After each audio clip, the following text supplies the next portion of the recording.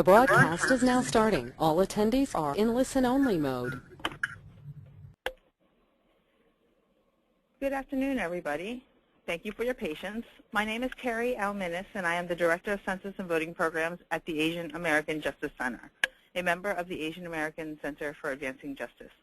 We are excited to have all of you on our webinar today to discuss preliminary results from our post-election survey and our newly released preliminary report, Behind the Numbers, Post-Election Survey of Asian American Voters in 2012. You should see the link to the report via the web chat. You can also find a copy of the report at the presenters' respective organizational websites. As many of you know, a number of pre-election surveys of AAPI voting attitudes and behaviors were conducted by our groups, one in the spring and then another one in the fall. We were excited to conduct these surveys and believed that a post-election survey would help complete the picture of the growing AAPI electorate. Because there is usually a dearth of survey data on AAPIs, we felt it important to ensure that the AAPI role in the election was well documented. This preliminary report was of particular importance as we saw results from numerous sources right after the election on AAPIs. Our survey is the most comprehensive and was conducted in 9 different Asian languages, in addition to English and Spanish.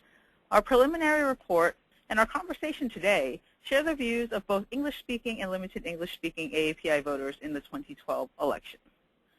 We will be following up with a full report with detailed findings and analysis based on 7,000 interviews and information broken out by national origin to be released in early 2013.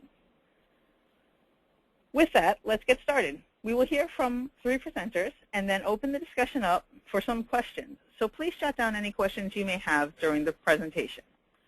First up, we have Mi Mua, President and Executive Director of the Asian American Justice Center.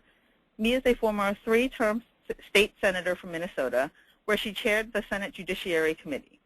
Mi will be discussing the AAPI electorate as an increasingly significant voting bloc. Mi? Thank you, Terry. Good afternoon, everyone. On behalf of the Asian American Justice Center, I want to thank each of you for making the decision to join us today.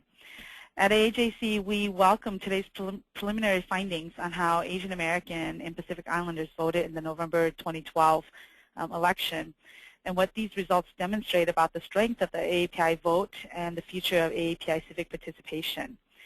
I want to take a moment to thank our partners for their work and support, and I'm very proud to be part of a collective effort to ensure that the Asian American and Pacific Islander community is recognized and heard on the issues that impact our country. At AAJC, we are committed to ensuring that the Asian American community has a seat at the table, and today's report demonstrates that our community can no longer be overlooked. Our community is more engaged than ever, more attentive than ever, and will only continue to actively participate in our political system.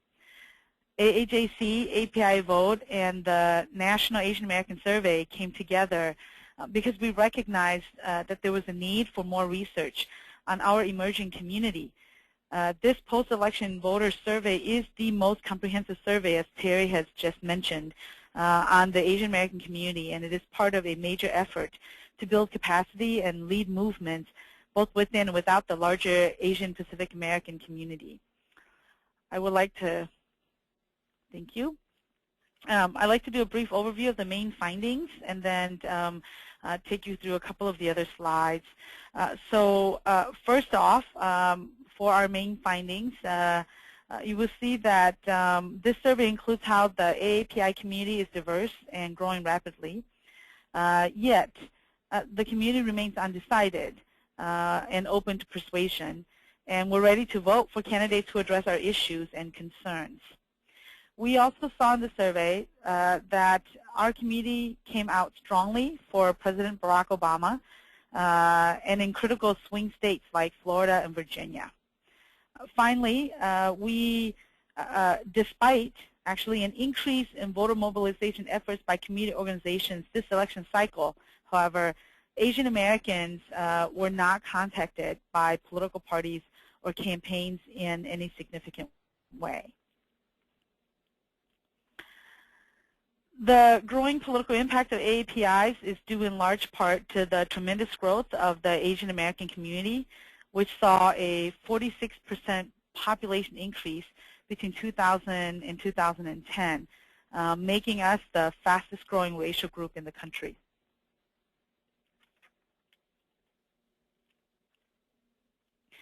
Asian Americans now account for the largest share of recent immigrants to the United States.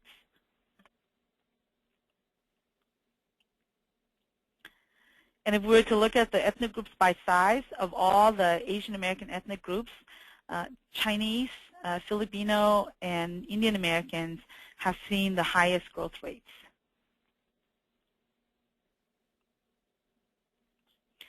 In terms of geographic patterns, Asian American populations remain concentrated and continue to grow in gateway states like California and New York.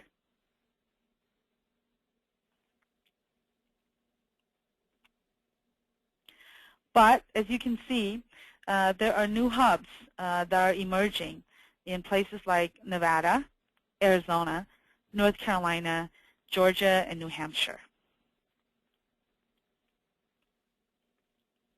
Now, this slide is really interesting because from the post-election survey materials, this tells us why the AAPI voters turned out in the kinds of numbers that we did.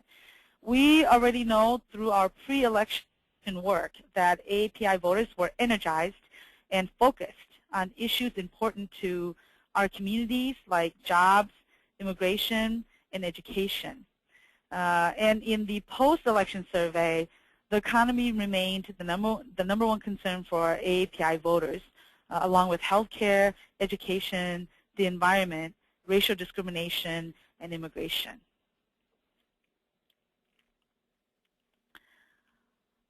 What's also interesting is that party identification remained low in the post-election survey, with 25% of the AAPI voters identifying as independents.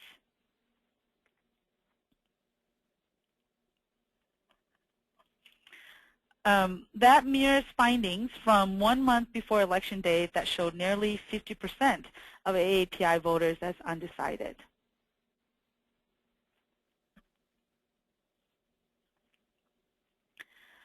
But on Election Day itself, AAPI voters found themselves siding with President Obama on every major issue. The strongest levels of support were on issues of national security. Over 2/3 of AAPI voters sided with President Obama versus Governor Mitt Romney. So these post-election survey findings for us goes beyond November 6, 2012. And confirm what many of us in the community already knew and what our pre-election surveys have been telling us, that the AAPI vote is truly up for grabs and played a significant role in the November 2012 election. This report shows that AAPIs have the strength and numbers and political conviction to make a difference in elections.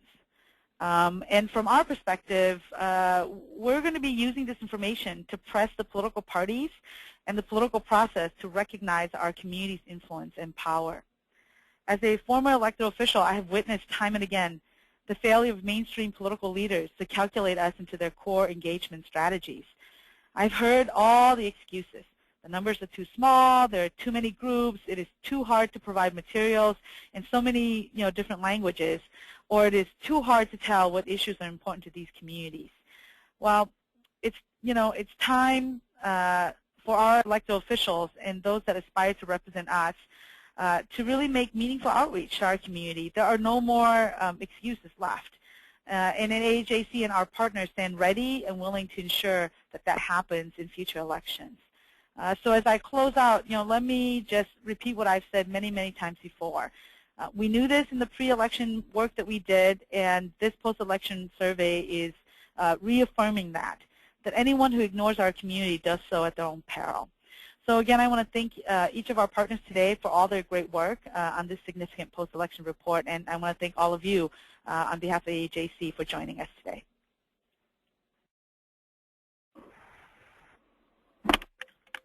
Thank you, Mee.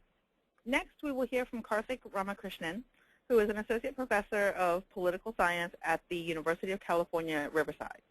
Karthik also directs the National Asian American Survey, and today we'll be discussing the 2012 Asian American vote. Karthik?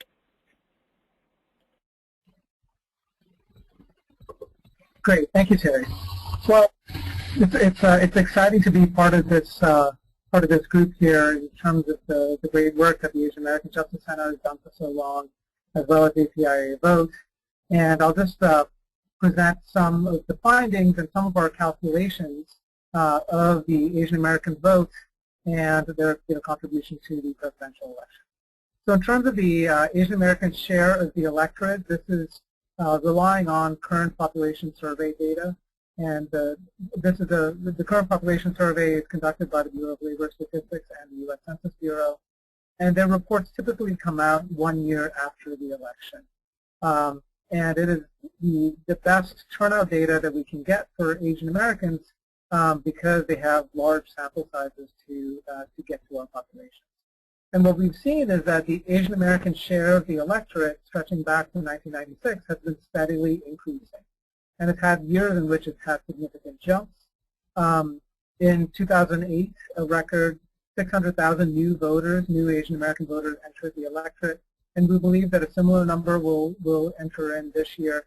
We don't have final solid turnout data by racial and ethnic group, but we estimate that Asian Americans will account for just under 3% of the electorate. I should note that this is a conservative estimate, and we very well might see a year down the road that Asian Americans broke the 3% mark.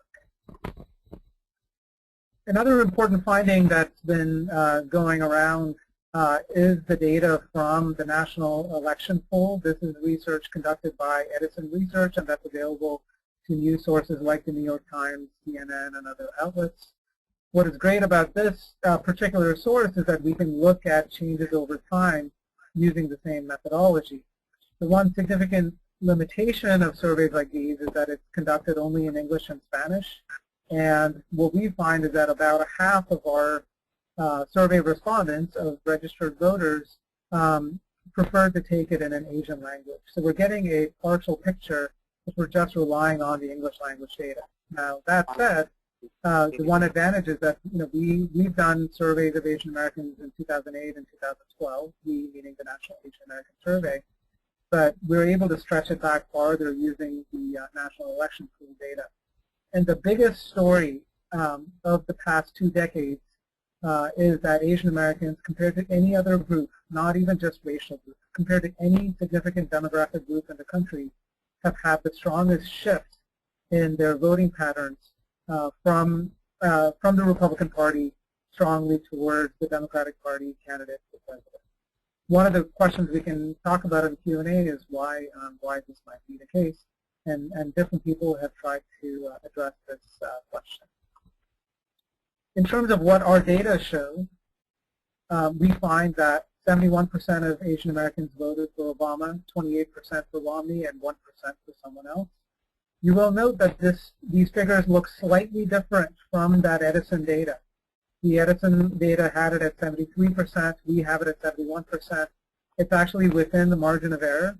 But I should note that what we find is that among our English language respondents, 74% voted for Obama.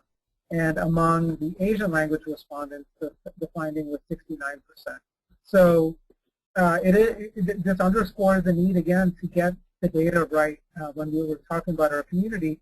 So even though this number looks very similar to the National Election Poll number, there is variation based on language of interview, and that's important to keep in mind as we consume this kind of data among Asian Americans.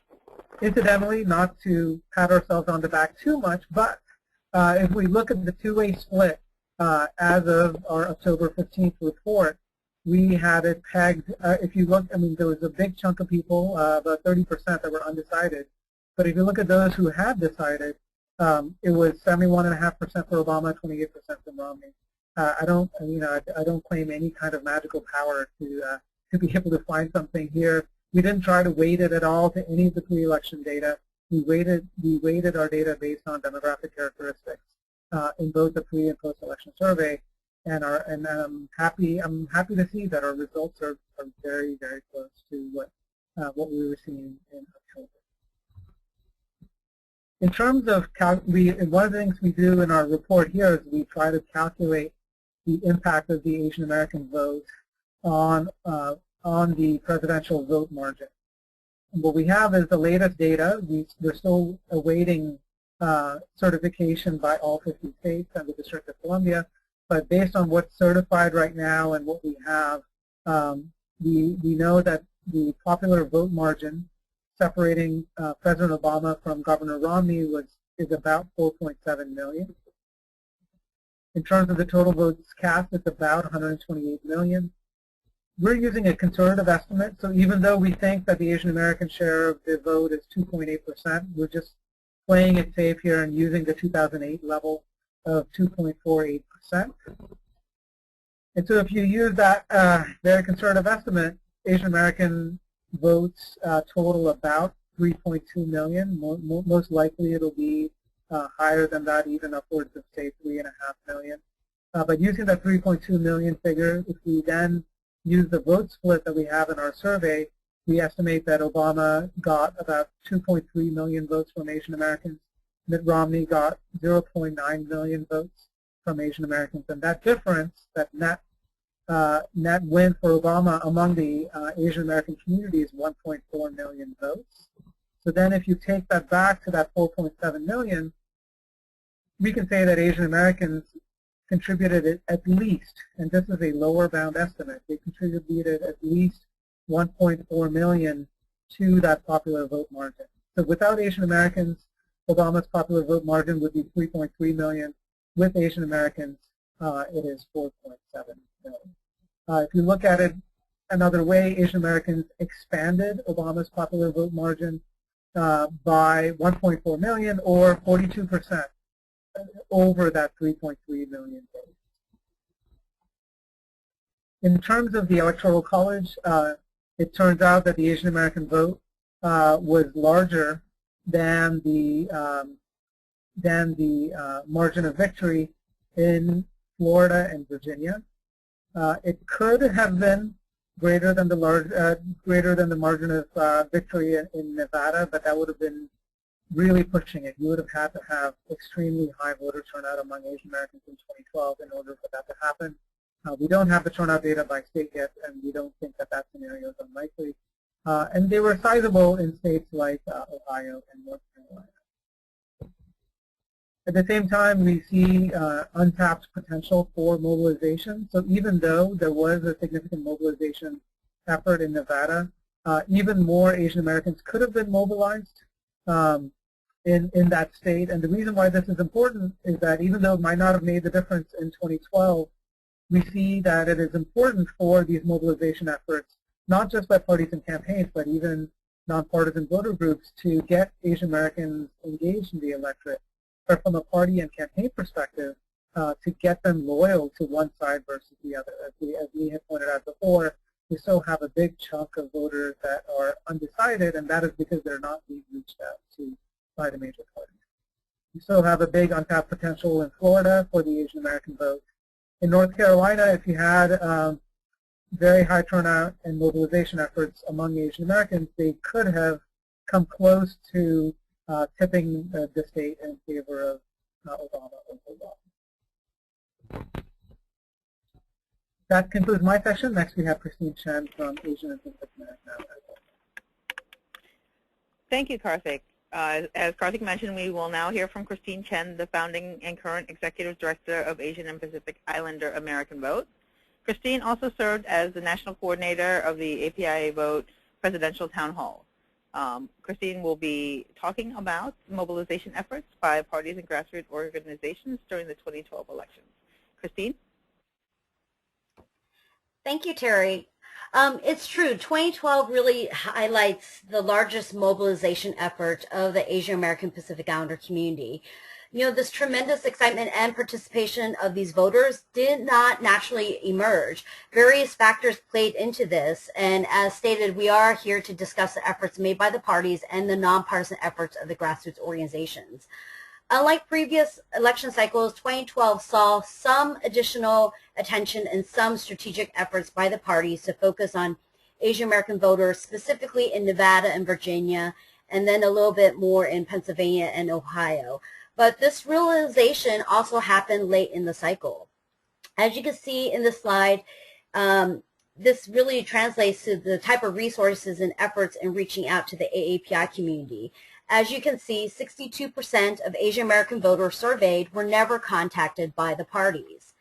In the next slide, for those who were contacted, only 24% were outreached to a great deal by Republicans and similarly for Democrats.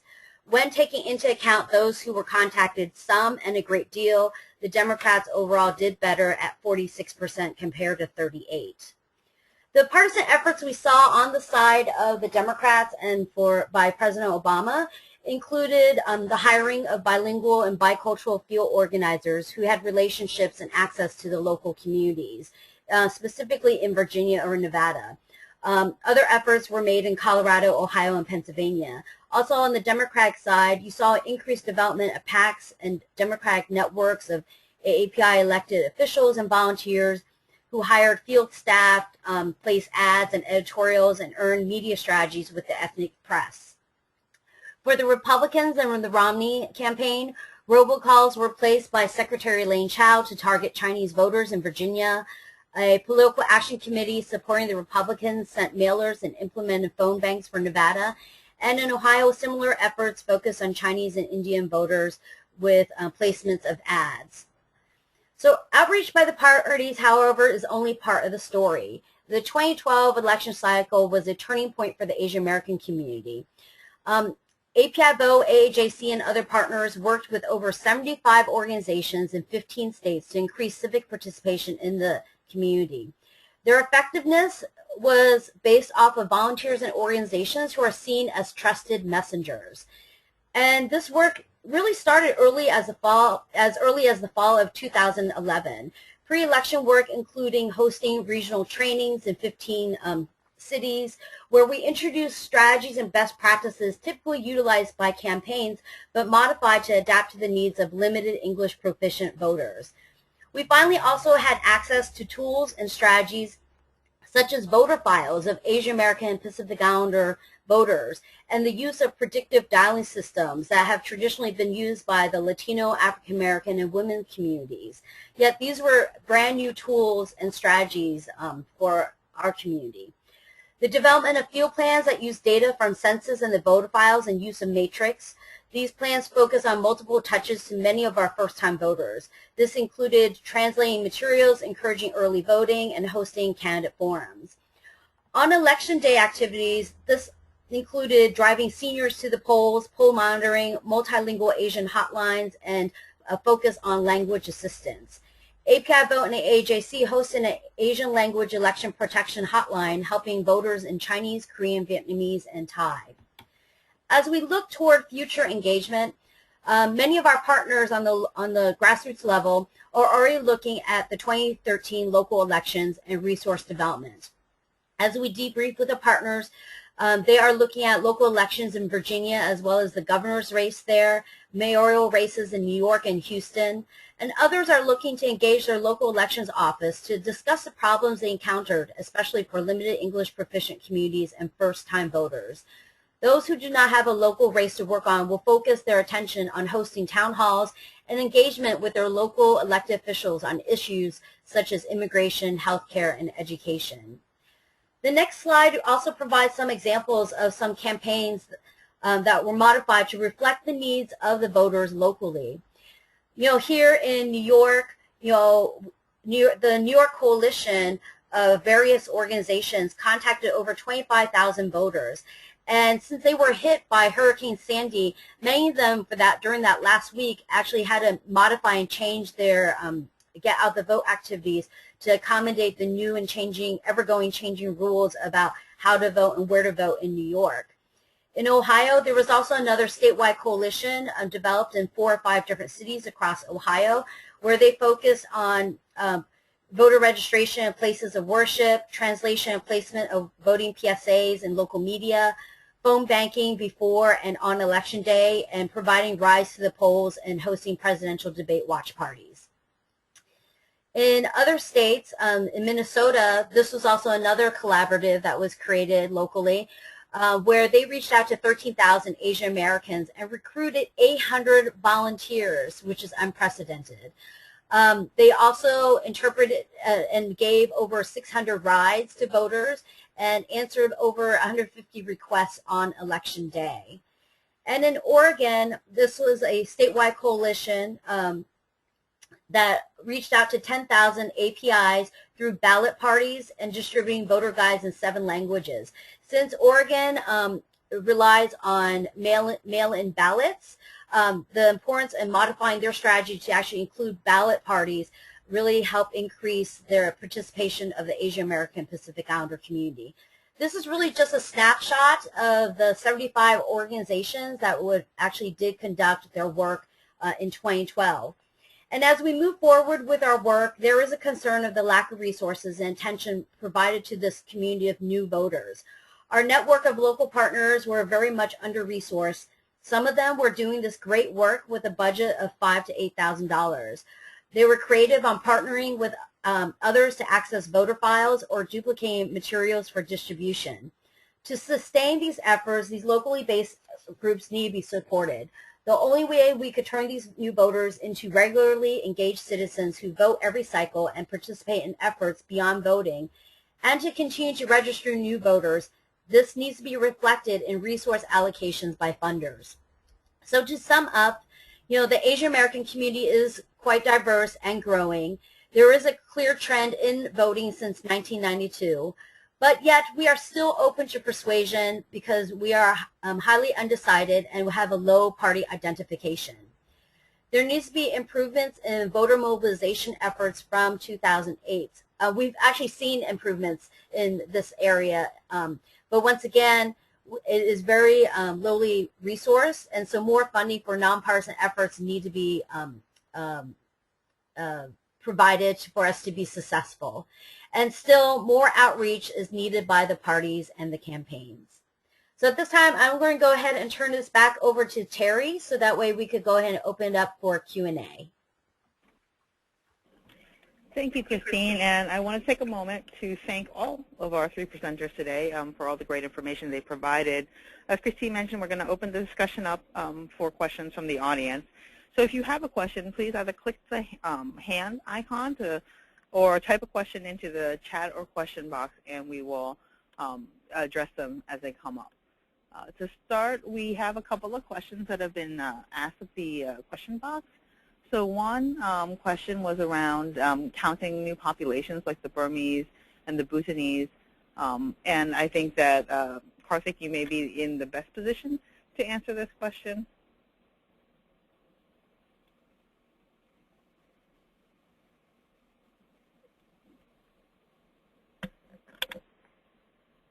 Be unmuted?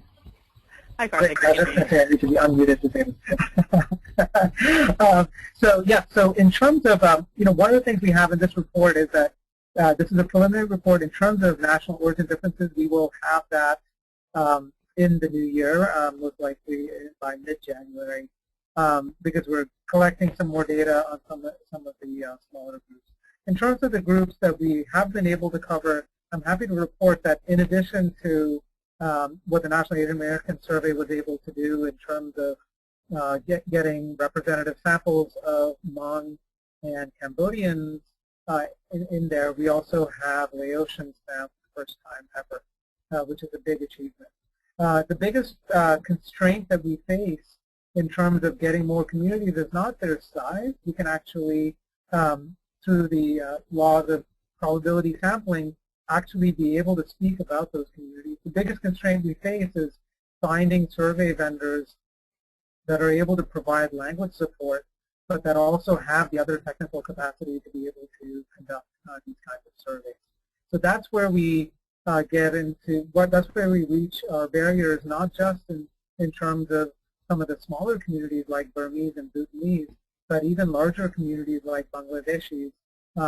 We are not able to find an affordable survey vendor that has that kind of capacity to be able to do that. but this is something that we're hoping to be able to expand. When I was involved in this in 2008, we had the 6 largest Asian American groups represented. Now we have the 9 largest Asian American groups represented, and we're hoping to be able to add more capacity. Great. And Karthik, I think I'm actually going to go back to you really quickly. Joan, I see you had a question about disaggregated information, so maybe it would be a good follow-up to the question that was just responded to. Yeah, so in terms of disaggregation, what we're hoping to do is not just disaggregating by national origin, but also on factors like nativity, the language of interview, and gender. So some of those factors to not just treat our community in a monolithic way. We are the first to push for those kinds of things. It is just because we don't have large enough sample sizes for some of those groups, we didn't want to present that data partially. So what we're presenting here is the overview, but in order to be timely in terms of getting this information out, and especially given the kind of questions that we have in terms of the national election poll data to see whether providing Asian language support would provide a dramatically different result.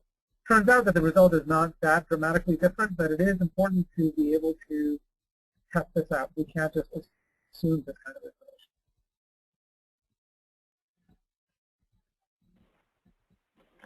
information. Great.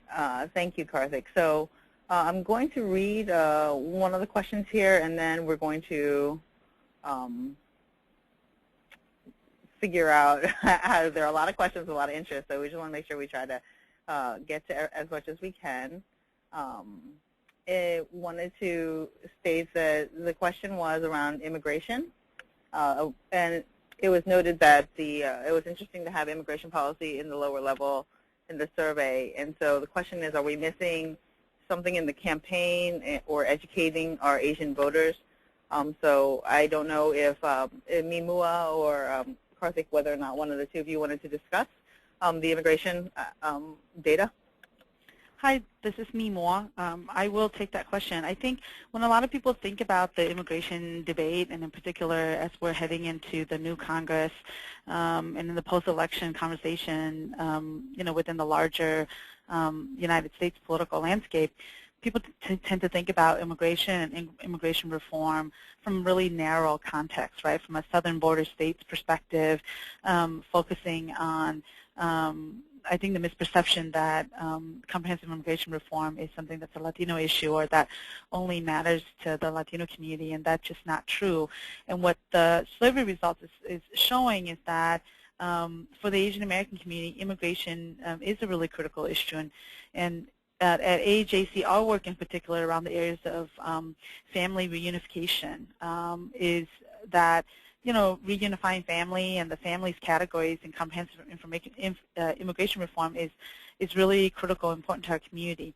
Not only that, but in the areas of path to citizenship, and in particular a permanent solution for the dreamers is an area that is very important to the Asian American community. So you take these,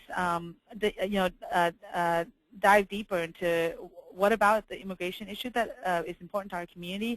The Asian American community cares deeply about it, and about families, about the dreamers, but we care specifically also about, when the question was framed around path to citizenship, that the Asian American community also cares about that. And I think you will find that the reason why and the survey results show this, that the reason why the Asian American community broke the way it did for President Obama is that I think the primary narrative of his opponent around immigration reform was certainly a driving factor.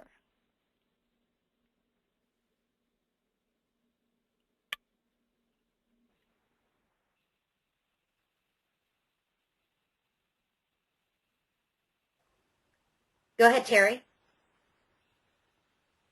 Oh, sorry. I was saying I think Karthik had a couple of comments that he wanted to share with regard to that last question.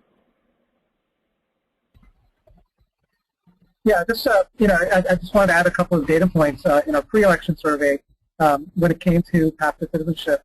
Asian Americans were strongly in favor of a path to citizenship. The reason why immigration does not come up as highly salient is related to what you were saying. The way that the discussion is happening leaves Asian Americans out of that picture. And so many Asian Americans, if they think about what are the most important issues facing the country, or how is the immigration debate actually being talked about, they don't feel like it's including them in any significant way.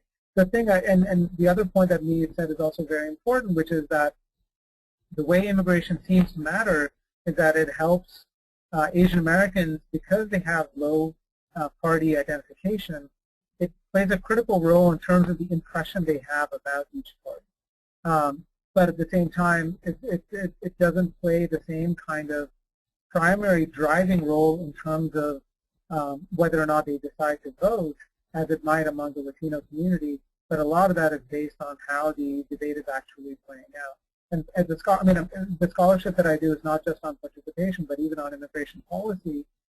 There's a lot of evidence which shows that if you move immigration policy outside of it just being a racial issue, if it's seen for the diversity that it is, the American public also would have more support for various aspects of immigration reform. So that is something from the policy perspective that's critically important to diversify the kinds of voices that are being out there, that are part of the media and that are part of the discussion. Great, thank you, Karthik. I think we have one of the questions gets to the efforts made by campaigns and the actual number of APIAs who were reported being contacted.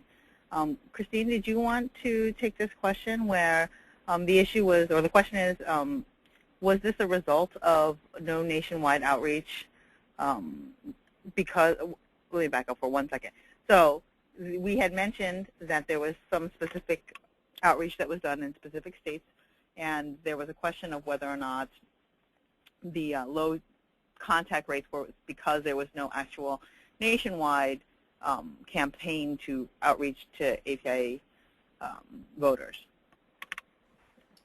Right. So essentially, I believe the low turnout was because the efforts, for the most part, by the Republicans and Democrats were made only in Virginia and Nevada, and the Democrats also added Pennsylvania, Ohio, and Colorado to that.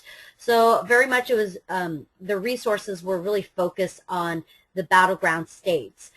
In addition, the realization and the emphasis and understanding that the AAPI electorate can be has a large enough population that we need to be paid attention to. This realization really came out a lot later once we actually had some of our surveys come out earlier this year with AJC and APIAVote, as well as the mobilization efforts that were being done on the local level.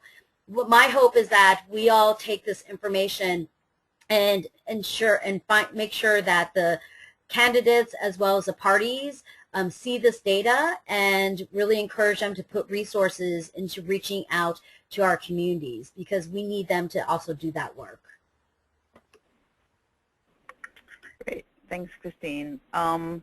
Another question was about the issue around the foreign policy and whether or not there was anything, in addition to how the question was formulated, if it went beyond national security. So Karthik, I don't know if you wanted to talk a little bit about that.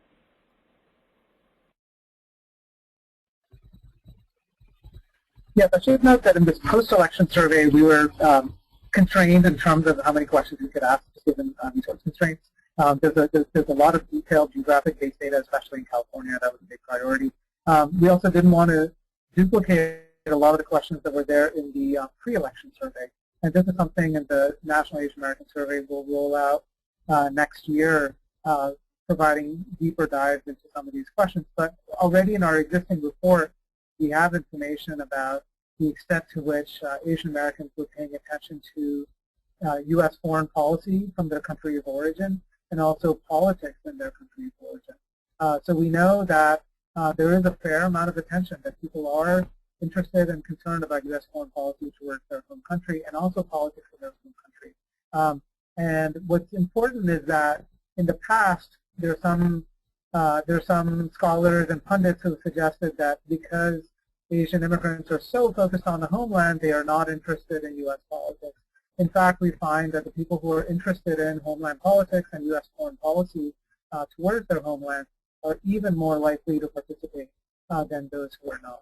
So it's not a trade-off. It's actually the people who are interested in those issues are very much engaged in U.S. politics.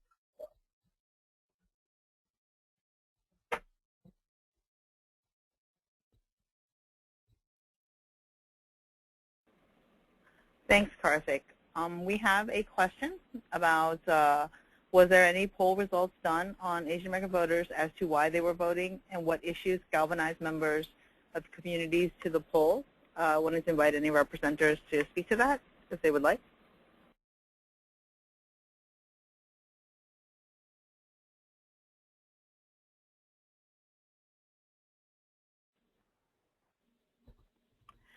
So this is me, Moa, and I think that in my presentation section we presented the key issues that were identified as the priorities for people as they participated in the 2012 presidential vote.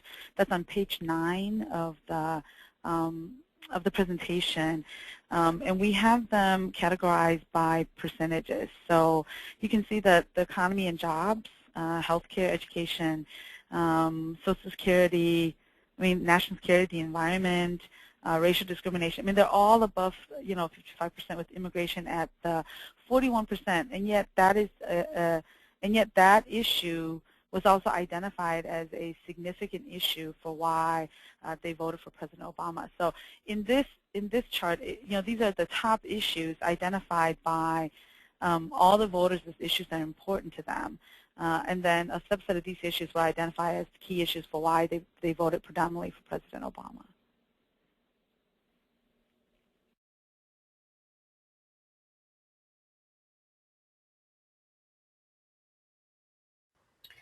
Okay, Terry, any other questions? Thank you. Thanks, Lee. So I thought it might be helpful. There are a couple of questions about data points that people would love to see. And so I thought it might be helpful to ask Karthik to talk a little bit about what more information we will be seeing in the final report. As we had stated, this is a preliminary report, and I know one of the questions that was asked was around messaging points around issues. And I think that, I think it may be helpful if we could have a little bit of a, further clarification as to what folks can expect from the final report versus the preliminary. So, Karthik? Great, thanks, Terry. In the final report, what we will do is, first of all, provide more disaggregated data on some of these varied questions. So disaggregation by national origin, gender, generation, and language of interview, among others. There's one part of the survey that we have not talked about as much here, and it is important to have that disaggregated data when we analyze this, which is language needs within the community and the quality of language assistance that was being provided, especially in places that are jurisdictions covered by Section 203 of the Voting Rights Act. So that will be a significant part of the report as well. Among those who had those language needs and went to the polls, how well was that coverage provided? We have other groups like ALDEF that do exit polls that get at these questions. We do this using a telephone poll, and we're able to reach to some of the places that they might not have coverage, but in many ways it complements the work that they do. So language assistance and language needs will be an important part of that report. And then finally, that report will also try to set forth what an Asian American and Pacific Islander agenda is. That is something I should note, is that we didn't have enough Pacific Islander data at this point to be able to report that out, but we will have that in the final report as well. And in terms of that policy agenda, we will be drawing not only on this post-election survey, but also the various pre-election surveys to make a case, not just based on what the advocates are saying, but also based on what the Asian American and Pacific Islander communities are saying when they talk to our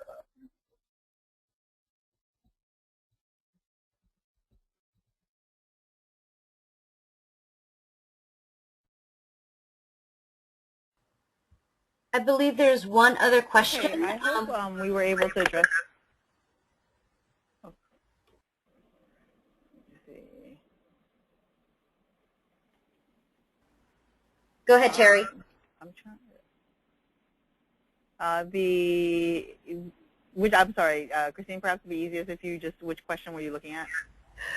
Yes. So one of the questions is there a correlation between the number of Asian American candidates to Congress and the number of Asian Americans that came out to and voted?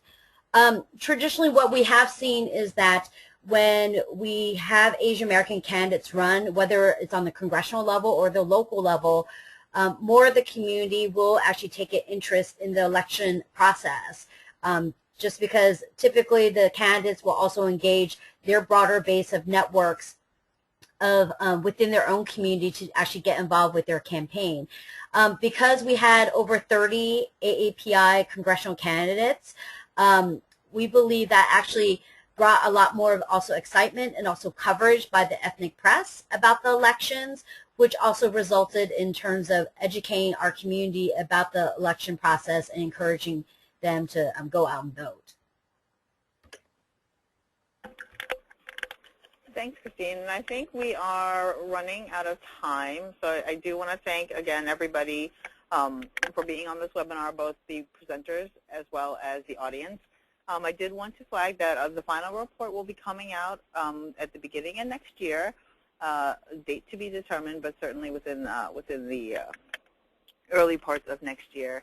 And we certainly have appreciated the conversation and dialogue around this, and please feel free to reach out to the various presenters on this webinar if you have continue to have questions.